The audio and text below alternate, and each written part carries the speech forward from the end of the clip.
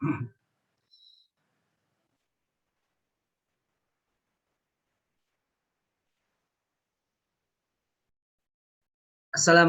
warahmatullahi wabarakatuh. Bismillahirrahmanirrahim. Alhamdulillahirabbil alamin. Wassalatu wassalamu ala sayyidil anbiya'i wa imamil mursalin wa ala alihi wa sahbihi wa barik wa sallim ajmain. Amma ba'd. Pemirsa dimanapun berada, alhamdulillah jumpa kembali dengan saya Hasan Al-Qudsi. Insya Allah kali ini kita akan membahas kaidah tafsir yang ke-6. Oke, yang ke-6. Kaidah tafsir yang ke-6. Baik, kita akan lihat share-nya dulu. Kaidah tafsir yang ke-6 ya.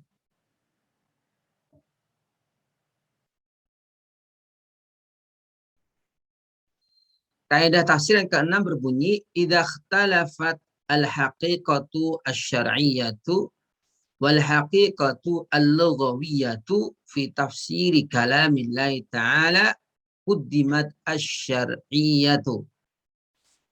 Saya ulang ya. Idza ikhtalafat al-haqiqatu asy-syar'iyyatu wal haqiqatu al-lughawiyatu fi tafsiri kalamillahi ta'ala quddimat asy-syar'iyyah.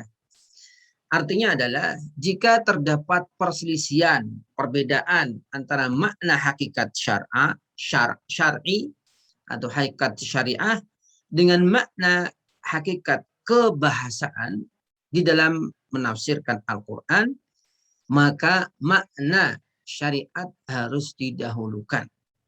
Ya, saya ulang lagi. Jadi kalau kita menemukan dalam sebuah tafsiran ulama terkait sebuah ayat, yang di situ ada perbedaan di antara ulama, ya, antara hakikat syariah dengan hakikat kebahasaan. Ya, maka dalam kondisi semacam itu kita wajib mendahulukan, memilih, mengambil makna yang sesuai dengan hakikat syariah. Dipahami ya? Nanti kita lihat contoh-contohnya supaya lebih jelas.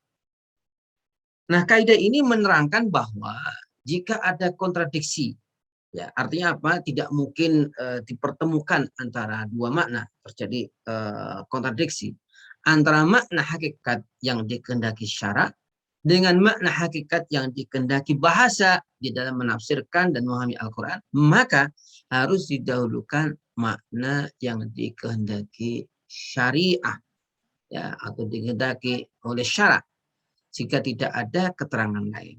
Artinya kalau kita menemukan ya makna kontradiktif di antara ulama terkait pemaknaan ayat Al-Quran, satunya memaknai secara makna hakikat syariah, yang kedua memaknai secara hakikat kebahasaan, maka ya ditegaskan untuk diambil makna yang sesuai dengan hakikat syariah. Alasannya apa? Alasannya adalah karena Al-Quran merupakan asas dan sumber syariat. Jadi Islam ini ya diturunkan oleh Allah SWT, inti utamanya adalah mengatur. Ya, aturan itu disebut dalam bentuk syariah. Maka syariat itu diartikan adalah sebuah aturan. Ya, sebuah aturan. Dan salah satu visi Nabi Muhammad SAW adalah menerangkan hukum-hukum syariat. Jadi artinya apa? Bahwa baik itu berupa ayat Al-Quran maupun hadis Nabawi, pada dasar utamanya adalah ditujukan untuk memberikan aturan dan penjelasan-penjelasan terkait kehidupan manusia. Karena itu, ya, makna yang harus ditujukan pertama kali adalah makna syariat, bukan makna bahasa. Nah, sedangkan makna bahasa ini, ya teman-teman, ya untuk memperkuat, ya mentaukidkan terkait tentang makna yang dijelaskan oleh syariat. Jadi bukan sebaliknya. Ini jangan sampai kemudian makna bahasa didahulukan mengalahkan makna syariat. Makna syariat apa? Makna yang sudah ditentukan oleh syariat, yang dikehendaki oleh syariat. Ya. Artinya jangan sampai kemudian makna bahasa itu kita dahulukan mengalahkan makna syariat. Karena pada dasarnya ya Al-Quran atau nas agama ini baik berupa Al-Quran maupun sunnah ini tidak lain dan tidak bukan tujuannya adalah untuk mengatur kehidupan manusia. Maka makna bahasa harus mengikuti makna syariat. Oke, sekarang kita masuk kepada contoh. Ini contoh ini ya, terkait ayat surat Fussilat ayat yang ke-7. A'udzu billahi minasyaitonir rajim. Wa wailul lil musyrikin alladzina la yu'tuna zakata wa hum bil akhirati hum kafirun. Coba kita perhatikan kata az-zakah. La yu'tuna zakat. Jadi orang-orang musyrik itu ya dicela ya karena mereka tidak mau membayar zakat. Ya. Itu secara makna yang kita pahami ya secara lahiriah. Ya, zakat di sini diartikan apa? Ini sebagian orang ini memaknai bahwa zakat diartikan yaitu orang-orang yang tidak taat kepada Allah yang telah mensucikan dan membersihkan badan-badan mereka. Artinya apa? Mereka ini kenapa sih orang musyrik itu kok diancam dengan ancaman begitu berat? Karena mereka tidak menunaikan zakat. Mana zakat dalam ayat ini diartikan adalah mereka tidak mensucikan dirinya, tidak membersihkan dirinya. Ya, jadi bukan zakat dalam artian mengeluarkan sebagian harta tidak, tapi karena mereka la yu'tuna zakat. Az-zakah di sini diambil dari kata-kata tazkiyah, yaitu mensucikan. Ya, kemudian diartikan mensucikan badan, mensucikan jiwa, bukan mensucikan harta dengan mengeluarkan zakat. Ini pendapat diambil dari Ibnu Abbas, Ikrimah dan lainnya. Nah, coba sekarang kita lihat ya, bagaimana pendapat para ahli tafsir ya. Kita lihat bagaimana mereka merespon makna ayat ini. Nah, kita lihat misalkan Syekh Wahbah Zuhaili yang lebih duluan ya daripada Syekh Tontowi. Beliau Wahbah Zuhaili dalam juz 24 ayat 185 ya menerangkan di sini. Ya, kita ambilkan cuplikannya ya. Wa wailul lil musyrikin min farti jahalatihim wastighfafihim billah. Jadi kebinasaan, kehancuran, kecelakaan itu bagi orang kafir, orang musyrik karena mereka ini saking bodohnya mereka dan menggampangkan apa-apa yang diperintah oleh Allah Subhanahu wa taala. Jadi berlebihan mereka, ketidaktahuan mereka tentang Allah, ya meremehkan kepada Allah, ya maka wailul lil musyrikin. Wailun itu kalimatul azab, ya al wailu itu kalimat azab. Jadi kalau ada wailun itu artinya kalimat yang negatif. Wa kalimatun tahdidun lahum, yaitu kata yang untuk memberikan ancaman kepada mereka. Au wadin fi jahannam, atau wail ini juga bisa disebut dengan lembah yang ada di neraka jahanam. Nah, ini yang kita jadikan contoh adalah la yu'tuna zakata li bukhlihim wa adami isfaqihim anil khalqi. Mereka tidak menunaikan zakat karena kebakhilan mereka, tidak memiliki empati pada sesama. Wa dzalika min adami radha'il, yang seperti itu adalah perilaku yang sangat buruk. Wa fihi dalilun ala anal kuffar mukhatabun bi fu'syah. Dalil ayat ini yang sedang kita bahas ini sebagai dalil bukti bahwa orang-orang non muslim pun terkena ya beban kewajiban melaksanakan perintah perintah agama Islam. Wa bil akhirati kafirun. Ya, semakin menguatkan kondisi mereka. Kenapa mereka ini diazab, mendapatkan siksaan? Karena mereka ini tidak mengimani. Nah, di sini ada keterangan bahwa apa? Wal jumlatu haliyatun musyiratun bi anna imtina'ihim 'ani zakati istighraqin fi talabid dunya wa inkarim al-akhirah. Jadi intinya kenapa sih mereka kok tidak mau melakukan zakat? Ya karena mereka ini sangat sangat cinta dunia, ya terus hari-harinya dihabisin untuk mencari rizki, tidak ingat bahwa mati itu sudah dekat dengan mereka, ya kan? Karena mereka nggak percaya dengan hari akhirat. Bagaimana? Kita harapkan mereka bisa beriman dan mengimani apa yang diajarkan oleh agama Islam. Yang kedua adalah penjelasan dari Said Tantawi ya, dalam kitabnya Al-Wasid adalah Syekhul Azhar, Grand Syekhnya Universitas Al-Azhar.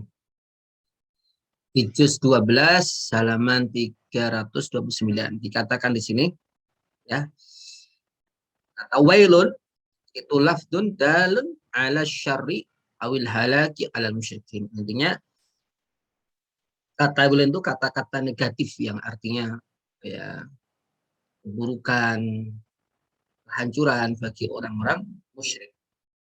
Sebabnya kenapa? Karena mereka ini alladzina la yu'tuna zakat. Tidak menunaikan zakat. Menurut Said Tantawi artinya adalah la yu'minuna biha. Pertama, mereka tidak mengimani tentang zakat. Wala yukhrijunaha ila mustahiqiha. Mereka tidak mau mengeluarkan kewajiban zakat kepada yang berhak. Wala ya'maluna ala tadhiri anfusihim bi'adaiha. Mereka juga tidak mau ya membersihkan jiwanya ya dengan menjalankan zakat. Wa fadlan an dalika fahum bil akhirati wa ma fiya min hisabin wa thawabin wa iqabin kafirun. Ya, terlebih mereka ini dengan akhirat ini tidak mengimani, tidak mengimani adanya penghitungan amal, tidak mengimani adanya pahala dan siksaan, maka layak bagi mereka ini wailun, ya, kerusakan dan nah, Ibnu Katsir dalam tafsirnya tentunya memaknai bahwa arti zakat di sini itu bukan diartikan mengeluarkan zakat harta itu, tidak, tapi adalah zakat diartikan secara bahasa, yaitu apa? Tuharatun nafsi min akhlaqi madhullah, yaitu mensucikan jiwa dari segala akhlak yang buruk. Menurut Qatadah ya maknanya adalah zakat di sini adalah ya zakat harta itu. Jadi yang dipilih, pendapat ini dipilih oleh Ibnu Jarir. Nah, saya tonton memberikan komentar bahwa fihi nazrun. Ya teman-teman ya, kalau ada kata-kata wafihi nazrun itu artinya ya nanti dulu, kita lihat dulu. Ya, asal kita terima. Kenapa sebabnya? Lianna ijab zakati, karena kewajiban zakat itu innama kana fis sana atsaniyah. Jadi kewajiban zakat itu ya dimulainya adalah tahun kedua Hijriah. Setelah Rasulullah SAW 2 tahun itu diwajibkanlah kewajiban zakat harta. Nah, padahal ayat yang kita bahas ini Makkiyah. Ini udah pernah saya terangkan loh ya. Perbedaan Makkiyah dan Madaniyah itu apa? Makkiyah itu adalah surat-surat yang turun sebelum Rasulullah hijrah. Madaniyah adalah surat-surat yang turun setelah Rasulullah SAW. Nah, walaupun ya pemaknaan yang disampaikan oleh Qatadah dan Ibnu Jarir ini perlu perlu didiskusikan lebih dulu ya. Tetapi kalau misalkan diartikan bahwa asal kewajibannya zakat ya yang berupa sedekah ya belum menjadi kewajiban umum, ini memang dimulainya adanya di Makkah. Artinya apa? Bahwa kewajiban zakat secara resmi itu kan diperintahkan tahun kedua Hijriah. Nah, sebelumnya ini sudah ada ayat-ayat terkait tentang anjuran lah kalau boleh dikatakan untuk bersedekah. Tapi itu bukan dimaknai zakat secara syar'i yang kita pahami bersama. Nah, kalau dengan demikian, kalau misalkan diartikan demikian, ya ini berarti kita mampu untuk jam'an bainal qaulaini.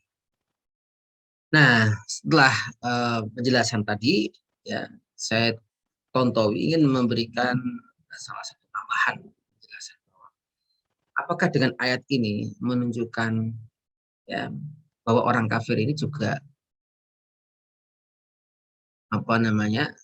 terkena khitab, artinya terkena perintah terkait syariat hukum Islam. Ini tentu ada macam perbedaan di antara ulama, ya. Tetapi menurut saya tonton bahwa fal ayah tadullu ala khitabil kufar bi Islam. Ayat ini menunjukkan bahwa orang-orang kafir pun eh, diperintahkan kepada mereka terkait tentang hukum-hukum Islam. Yaitu apa? Imtithalu awamirihi wa zina imtithal imtithala awamirihi wa ijtinaba nawahi, itu menjalankan perintahnya, meninggalkan larangannya. Wa ma dallat alaihi hadhil ayat min annahum mukhatabuna bidzalik wa annahum yu'adzabuna 'ala al-kufri wal ma'asi jaa muwaddihan jaa muwaddahan bi ayatin akhar bi qouli ta'ala ma salakakum fis saqar qala lam nakum minal musallin wa lam nakun nut'imul miskin wa kunna nakhudu ma'al khaidin. Jadi intinya adalah bahwa terkait perdebatan apakah orang-orang kafir itu juga terkena perintah agama, ya, atau tidak, ini sebenarnya sangat jelas, clear sekali. Ada ayat yang menjelaskan tentang kenapa orang-orang kafir, orang musyrik nanti di akhirat itu juga azab, ya, gara-gara mereka tidak menjalankan perintah-perintah yang diperintahkan kepada mereka. Misalkan dalam ayat 45 surat Mudaththir sangat jelas sekali, masalah kekumfi sakar. Ya, apa sih yang menyebabkan kalian kok berada di neraka sakor ini? Maka mereka menjawab, qaul lam nakum minal musallin wa lam nakun nut'imul miskin. Kami tidak sholat, kami tidak memberikan makan orang miskin, wa kunna nakhudu mal khaidin. Malah kami bersama orang-orang yang melakukan omongan-omongan kosong, ya, menyebarkan keburukan-keburukan terkait. Nah, dengan demikian, ya, orang-orang non-muslim pun sebenarnya ini mendapatkan perintah untuk menjalankan ketentuan-ketentuan syariat. Nah, dalam ayat ini, ya, dijelaskan, ya, bagaimana dan kenapa, ya, di antara karakter orang musyrik itu kok tidak mau menjalankan zakat itu, di antaranya apa? Li'anna ahabba syai'in ila insani maluhu. Jadi sesuatu yang sangat dicintai manusia itu adalah hartanya. Wa huwa syaqiqu ruhihi. Ya, syaqiqu ruhihi. Ya, apa namanya? Sekandung dengan rohnya. Jadi makanya orang itu sangat cinta dengan hartanya, ya pantas. Karena itu syaqiqu ruhihi. Ya, sekandung dengan rohnya.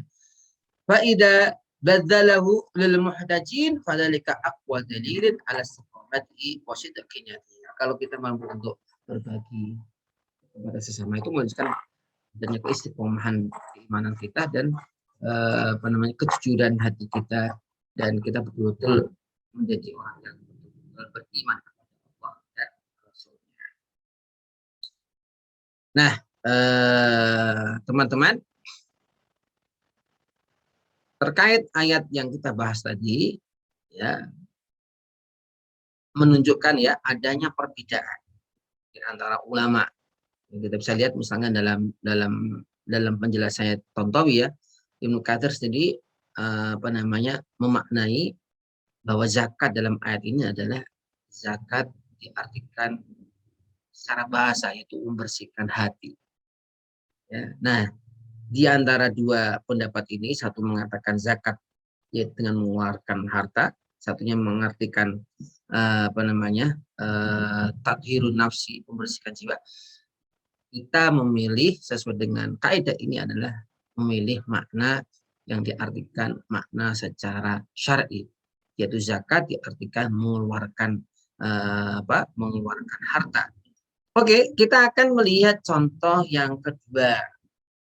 Kalau tadi terkait tentang makna zakat, sekarang terkait makna sholat. Ya, sholat. Ya, kita lihat misalnya di sini, ya, ayat 103 surah At-Taubah. Khudh min amwalihim shadaqatan tutahhiruhum wa tuzakkihim biha wa shalli alaihim inna sholataka sakanun lahum wallahu samiun alim. Ya, yang kita bahas di sini adalah inna sholataka sakanun lahum, atau dimulai dari kata wa shalli alaihim. Tapi tidak mengapa kita ngelihat dulu ya, di sini ada penjelasan kata tazkiyah. At-tazkiyah itu ja'lu syai'iz zakiyan, ay katsirul khairat. Kayak tazkiyah itu artinya menjadikan apa namanya sesuatu itu banyak kebaikannya. Ya, hanya kenapa kalau hati itu dibersihkan, ya, akhirnya muncul berbagai macam kebaikan-kebaikan dari kita. Faqaluhu tutahhiruhum isyaratu ila maqamit takhliyah anisayah. Artinya apa?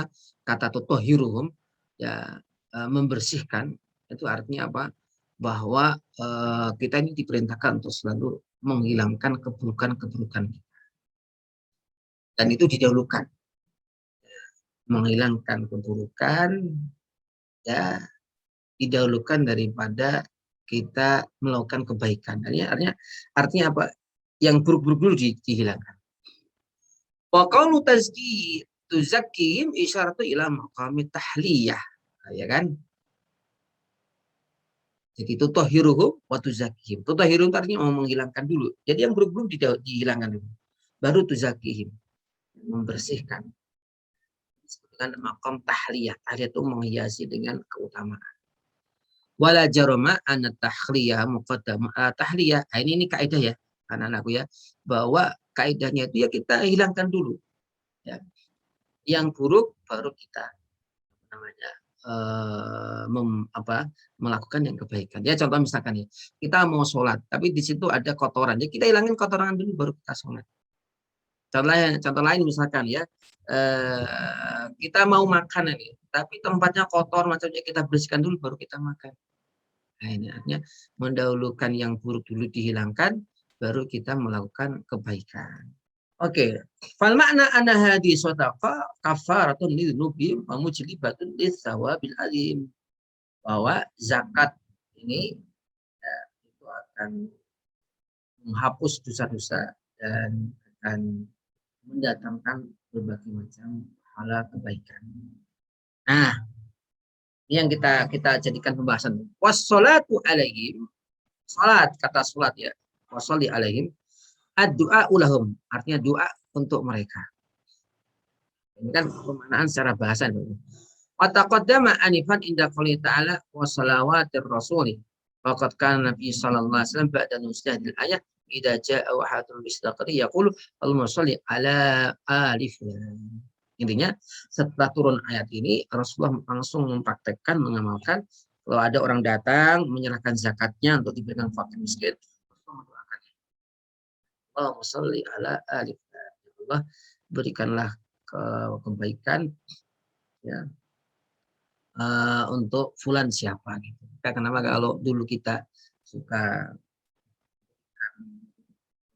zakat ke ustadz atau apa ini, itu biasanya juga didoakan oleh para ustadz. Seperti dalam hadis Abdullah bin Abi Aufa, yajma'u Nabi sallallahu alaihi wasallam fi du'aihi fi hadha sya'ni baina mana salati wa baina lafziha, fakana yas'alu minallahi ta'ala ayusalli 'alal mutasaddiq wassalatu minallahi rahmah wa minan nabi addu'a. Ini intinya bahwa dalam hadis juga diterangkan bahwa suatu saat Abdullah bin Abi Aufa ini datang menyerahkan sedekahnya, kemudian Rasulullah pun mendoakannya. Dan Rasulullah di sini ya menggunakan kata yang sama yang ada dalam Al-Quran. Tadi dikatakan Allahumma sholli ala fulan, memakai kata-kata as-sholah. Ya. Dan sholat ini kalau dari Allah artinya rahmat.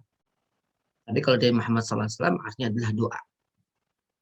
Jadi artinya bahwa Rasulullah SAW mendoakan kebaikan bagi orang yang mau bersedekah atau melakukan zakat. Intinya ya menurut Ibnu Asyur nih, ya menurut Ibnu Asyur kita lihat Ibnu Asyur mengatakan bahwa inna sholata kasakanun lahum. Sesungguhnya doamu wahai Muhammad kepada orang yang bersedekah ini membuat hati mereka nyaman dan tenang. Inilah alasan taklidun lil amri bisolati alaihim. Ini alasan ya elah kenapa diperintahkan mendoakan kepada mereka yang bersedekah. Bi anna doa ausakan lahum, ya. Jadi karena doanya Rasulullah ini membuat ketenangan bagi mereka. Ai sababu sakanin lahu. Menjadi tenang, nyaman, ya, menjadikan kebaikan bagi mereka melakukan sedekah. Nah, wasakan ini ya, inna sholataka sakanun, sakan. Ya, wasakanu bi fathataini ma yuskinu lahi. Jadi memberikan nyaman, tenang. Ya, tidak kalau ini pentingnya kita mendoakannya supaya apa? Merasa nyaman, tenang, tidak ada kekeluhan. Artinya apa? Bahwa orang yang melakukan zakat itu atau bersedekah ini kan dia mengeluarkan sesuatu darinya. Mungkin dalam hatinya ada sedikit uh, apa namanya sedikit ya perasaan uangku berkurang, hartaku berkurang ini. Nah dengan kita mendoakan itu ya hatinya merasa nyaman, tenang, oh iya. Ya. Jadi Allah akan menetapkan kebaikan baginya dan ini akan memberikan motivasi tersendiri bagi orang yang apa namanya yang bersedekah. Makanya kalau kita ini diberikan sesuatu oleh orang, kita doain. Minimal apa katanya? Kalau kita nggak bisa membalas kebaikannya, kita doain. Jazakumullah khairan katsiran. Ya termasuk misalkan ya teman-teman mendapatkan bimbingan dari dosen, dari nasihat dari orang gitu. Ya, jangan hanya kita mengucapkan terima kasih. Kalau terima kasih ini ya itu kebaikan sosial saja, tapi tidak menjadi kebaikan ibadah. Ya. Bagaimana supaya menjadi kebaikan ibadah? Ya kita mendoakan jazakumullahu khairan. Nah, kita yang kayak gitu ya kita jawab wa iyyakum. Kamu juga mendapatkan balasan kebaikan dari Allah Subhanahu. Oke, sekarang kita lihat Rasulullah. Jadi kalau Ibnu Asyur ini kan ulama dari mana? Dari Afrika Utara ya, tepatnya Tunis. Nah, Rasulullah ini dari ulama Mesir. Ya, berdekatan. Tapi diakui bahwa Rosid Ridho ini termasuk apa namanya ya guru-gurunya Ibnu Asyur. Minimal banyak mempengaruhi pikiran dan masalah Ibnu Asyur. Nah, Rasul itu mengatakan wasolli alaihim inna sholataka sakanun lahum qara'a hamzatu wal kisaiyu wa hafsun sholatuka. Jadi bukan inna sholataka tapi inna sholatuka bil mufrad ay jinsuha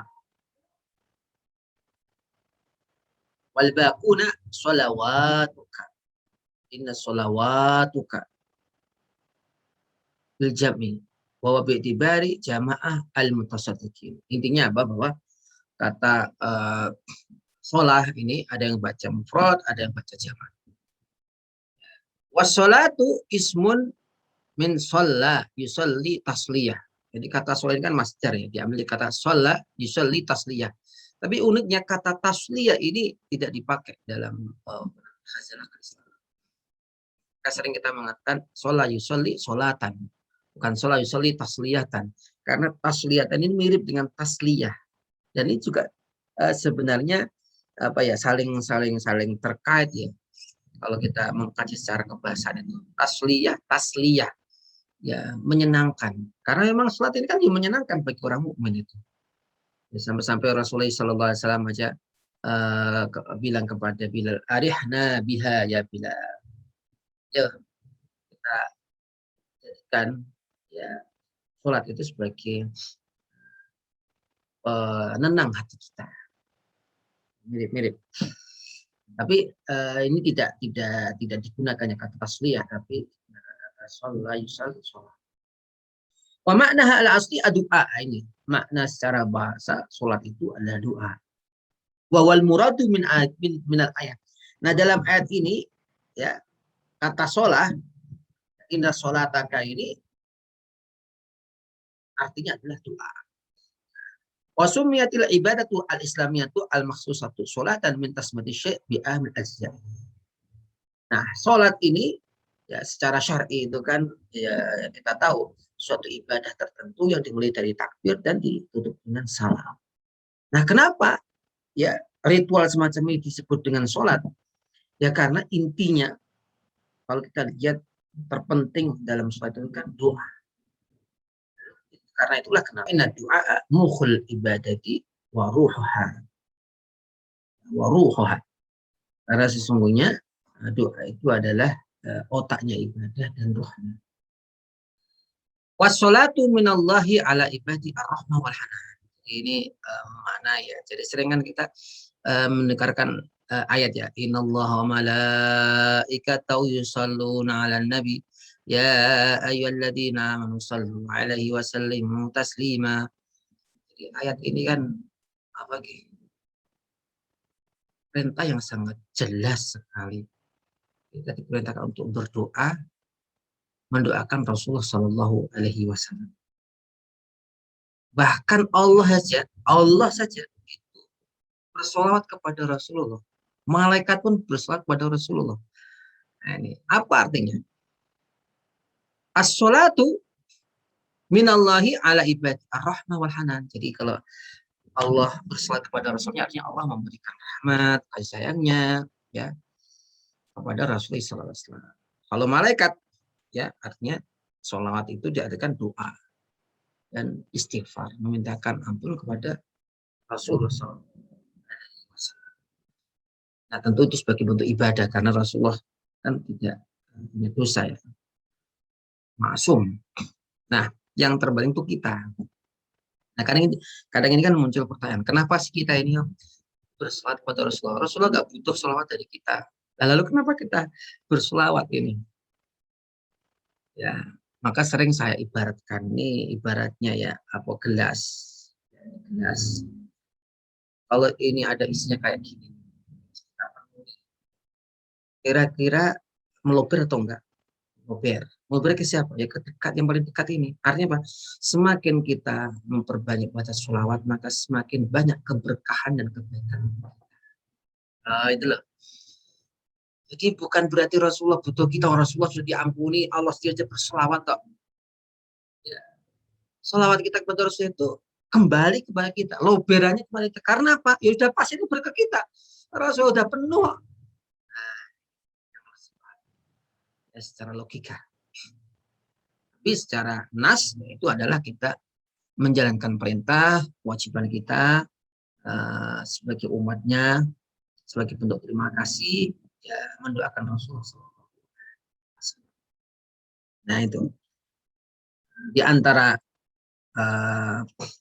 makna sholat diartikan doa, juga kita bisa melihat misalkan dalam doa azan.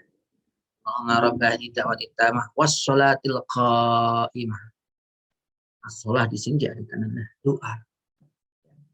Doa terus menerus disampaikan, diberikan kepada Rasulullah Shallallahu Alaihi Wasallam. Nah, kenapa? Kan banyak di antara kita yang menjadikan momen untuk mengingat kembali Rasulullah SAW, mengingat kembali keagungan Rasulullah SAW. Maka selain kita memperbanyak baca sholawat, yang terpenting sebenarnya adalah kita mampu untuk menjadikan Rasulullah sebagai suri tauladan dan menjadikan Rasulullah sebagai uswah hasanah dalam kehidupan kita sehari-hari. Oke, ya. Artinya ud'u ayyuhan ayyar rasulu lil mutasaddiqina wastaghfir lahum akifan alaihim. Inna du'aka wastighfaraka sakanun lahum. Artinya apa? Bahwa ayat ini memerintahkan kepada Rasulullah untuk mendoakan dan minta ampunan kepada orang yang bersedekah. Karena doa Rasulullah permohonan doa atau permohonan istighfar Rasulullah ini sangat memberikan dampak positif. Dan tadi saya katakan ya, karena sebelumnya bahwa kalau kita diberi orang itu, kita harus mengucapkan kebaikan. Jangan pelit kita mengucapkan terima kasih, suwun. Nah ini yang saya katakan tadi ini ada kebaikan sosial. Baru belum meningkat tuh ya. Tapi kalau mau di-upgrade lebih tinggi lagi dan mendapatkan pahala, ya itu kita apa namanya selain ini. Jadi kalau saya itu dua, matur suwun, jazakumullah khairan katsira. Dua-duanya namanya orang Jawa kan kadang perlu juga dihormati secara tradisi itu. Toh itu tidak dilarang. Tapi kalau kita ingin menjadikan sebagai bentuk ibadah yang ada nilai nilai pahalanya, ya kita mengikuti apa yang diajarkan oleh Rasulullah SAW. Kita doain, ya jazakumullah khairan katsira. Ya sama kalau ada orang ngomong gini, Ustaz, bedanya apa sih selamat pagi dengan assalamualaikum? Ya tadi kalau selamat pagi ini kebaikan sosial. Tapi kalau assalamualaikum warahmatullahi wabarakatuh, ini adalah doa, ada pahalanya, ada keberkahannya luar biasa. Oke, dan bersama ya di hadis yang tadi saya terangkan, Rasulullah SAW mendoakan orang yang datang kepadanya yang bersedekah, diantaranya kasusnya Abdullah bin Abi Aufa. Kan Nabi SAW tidak atau kauman bistaqatin. Jadi kalau datang kepada Rasulullah sebuah kaum membawa sedekahnya, maka Rasulullah mendoakan Allah sholli ala fulan, ya Allah semoga engkau memberikan pengampunan, berikan kebaikan fulan. Dan Rasulullah ini terus melakukannya. Dari sinilah kemudian ada perbedaan ulama. Maka hukumnya wajib mendoakan orang yang bersedekah pada kita. Menurut sebagian ulama ya melihat zahirnya ayat ini ya wajib berarti. Rasulullah aja diperintahkan dan Rasulullah mengajarkan terus menerus kok. Tapi ternyata ya jumhur ulama mengatakan bahwa mendoakan orang yang bersedekah kepada kita itu kembali lagi pada kebaikan, dan itu kebaikan kembali pada kita juga. Jadi sering saya katakan ya anak-anak, kenapa sih kita kok malas berbuat kebaikan ini? Padahal itu kembalinya kepada kita sendiri. Demikian anak-anakku, terima kasih ya atas perhatiannya, dan insya Allah pada kesempatan yang mendatang semoga Allah selalu memberikan kemudahan, keberkahan pada kita, dan diberikan umur yang panjang yang barokah. Assalamualaikum warahmatullahi wabarakatuh.